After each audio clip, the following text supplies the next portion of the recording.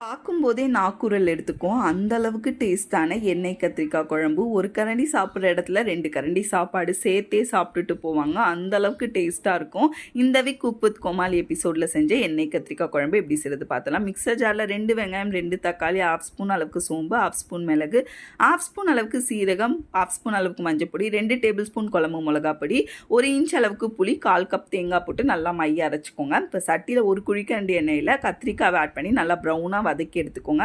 இப்போ அதே எண்ணெயில் 1 ஸ்பூன் அளவுக்கு கடுகு, 1/2 ஸ்பூன் அளவுக்கு வெந்தயம், கொஞ்சமாக கருவேப்பிலை, 1/2 ஸ்பூன் அளவுக்கு பெருங்காயம், 15 பல்லு சின்ன வெங்காயம், 10 பல்லு பூண்டு போட்டு நல்லா ப்ரௌனாக வதக்கிட்டு அரைச்சி வச்ச அந்த பேஸ்ட்டையும் ஆட் பண்ணி நல்லா ராஸ்மெல் போக மிக்ஸ் பண்ணி கொடுத்துட்டு தேவைக்கேற்ப உப்பும் ஆட் பண்ணி வதக்கி வச்ச எண்ணெய் கத்திரிக்காயும் ஆட் பண்ணி நல்லா மிக்ஸ் பண்ணி கொடுத்துட்டு கன்சிஸ்டன்சிக்கு ஏற்ற தண்ணி ஊற்றி நல்லா மிக்ஸ் பண்ணி கொடுத்துட்டு ஒரு 10 நிமிஷம் மூடி போட்டு வேக வச்சிங்கன்னா ஒரு சூப்பரான எண்ணெய் மிதக்க எண்ணெய் கத்திரிக்காய் குழம்பு ரெடி.